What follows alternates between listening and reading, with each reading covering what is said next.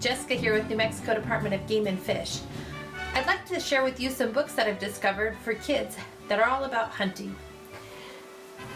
Lucky Luke's Hunting Adventure, The Swamp by Kevin Lovegreen. Mom and Dad call me Lucky Luke. I love hunting. This is the story of the year I was finally old enough to hunt for white-tailed deer in Minnesota. It was the opener. That meant it was the first weekend of deer hunting. I could not wait.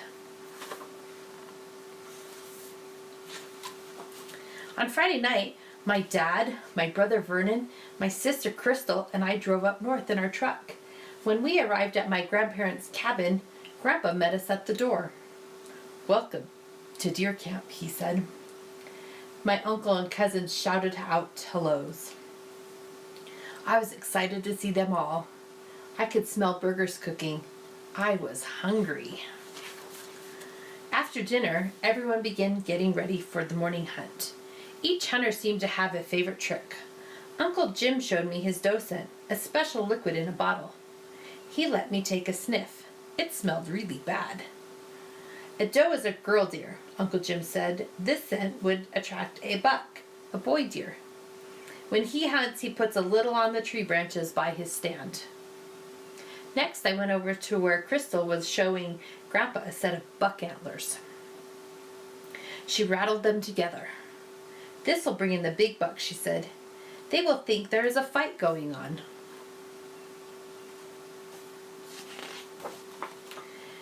I asked Dad what his hunting trick was. "I sit quietly and don't move," he said with a smile. "If you're moving, deer will usually see you and run away." I was excited about how much I was learning about deer hunting.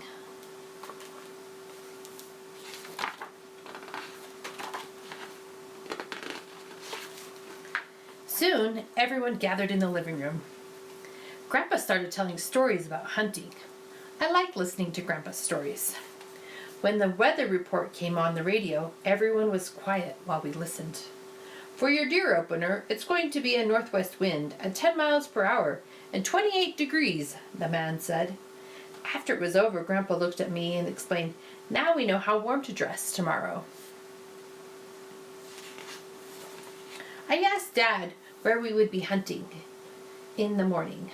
"The swamp," he said. "That's where I always go opening morning. Big bucks live in the swamp. I hope you're up for a long walk." I got a big smile as I pictured this magical place with giant deer. "You bet." "Maybe one of us will get to see a big buck tomorrow, Luke," Crystal said. "I'm going with you guys in the morning." I was getting really excited. "Okay, kids," Dad said, "it's time for bed. We have to get up early." I ran and hopped into my sleeping bag. I could not wait to dream of big bucks all night.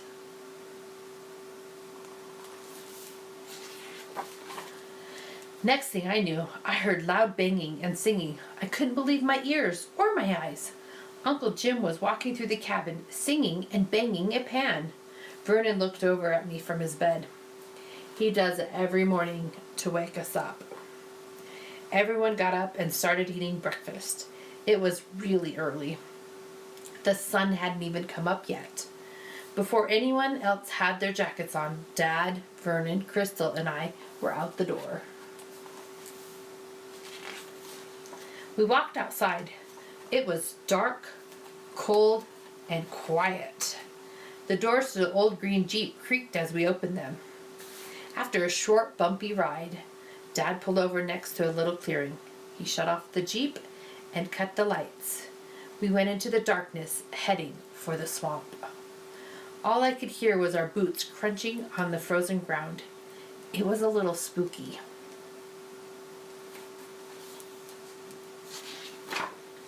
After a short walk, we came up to a wooden deer stand. "This is your spot, Crystal," Dad said. "It sure is," she said. "Good luck in the swamp, boys. Push a big buck my way." We high-fived Crystal, then she climbed up the wooden ladder into her stand.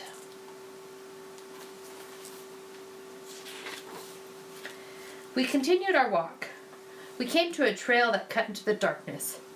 This was the swamp. "Here we go, boys," Dad said. "Try not to trip." We made our way through the swamp. It was hard to walk. My feet stuck in the mud with every step. Finally, we came to a spot where the ground was hard and dry. "We made it," Dad said quietly. "This is the island. It's Vernon's spot." He pointed to another wooden deer stand. Dad and I watched Vernon climb into the stand and get settled. Then we headed down another trail. Soon we came to a spot with a big log pile.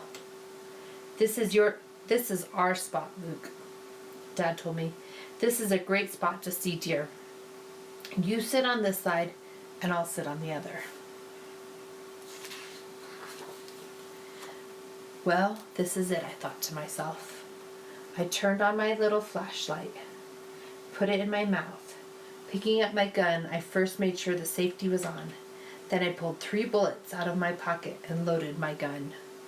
With a click of the lever action on the side, the gun was loaded. I was hunting. I found a sneaky spot in the log pile where I could snuggle in. Dad found a spot on the other side. I couldn't see him, but it was nice knowing he was there.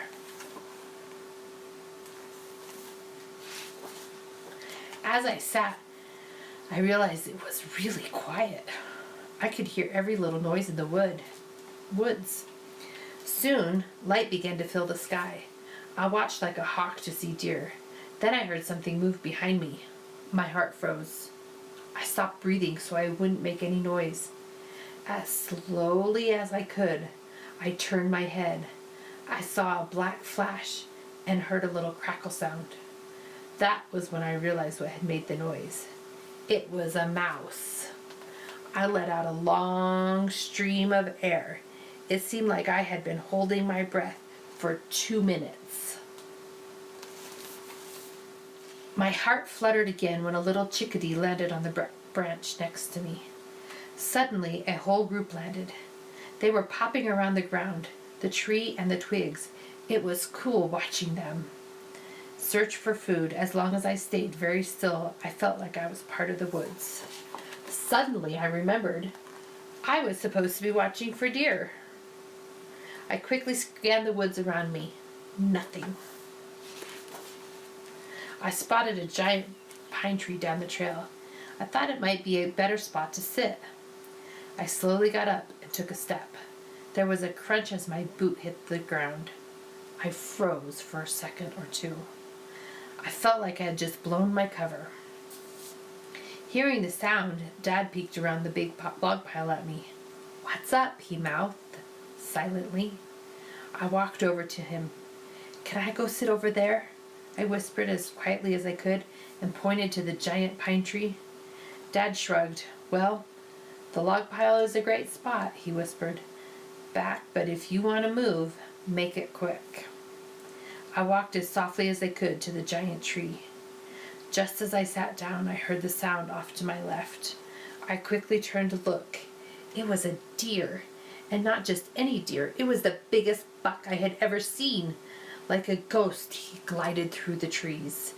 I pulled up my gun, but just like that, the buck was gone. He saw me move.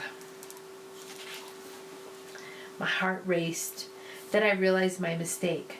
I should have stayed at the log pile. Then that deer would not have seen me move. I looked back at Dad. I could tell he hadn't seen the buck at all. I tried to calm down. I sat and watched as the woods slowly came alive again. I could hear geese honking, crows calling, and squirrels shuffling in the leaves. My heart jumped when I heard this alarming cock, cock, cock coming from down the trail. It was a huge woodpecker with a bright red head. Suddenly, I heard a soft crunching sound to my left. I turned my head. There he was again. The giant buck stood across a little clearing. In a hurry, I pulled up my gun. I clicked the safety off. I aimed at his chest, and I pulled the trigger. Bang! The gun rang out. The deer jumped back. Then he just stood still. I could not believe my eyes. He was supposed to fall over, just as he had in my dreams. I quickly shot again. The deer turned and bolted. Then it was quiet. I sat with my heart pounding and my hands shaking. What just happened? Did I miss? I put my safety back on and stood up. Quickly, I ran over to where the buck had stood only a moment earlier. There on the ground was a big clump of hair. No blood, just hair. No, I yelled, kicking the ground. Then I turned around to see Dad walking up. Well, where is it? He said. That was all it took. My emotions overtook me as I tried to explain what happened. Tears streamed down my face. He was huge. He was huge, was all I could say. Dad wrapped his strong arms around me and held me tight. It's all right. Just relax, he said calmly. We'll take our time and look for blood. I took a few deep breaths. Then I showed Dad the clump of deer hair.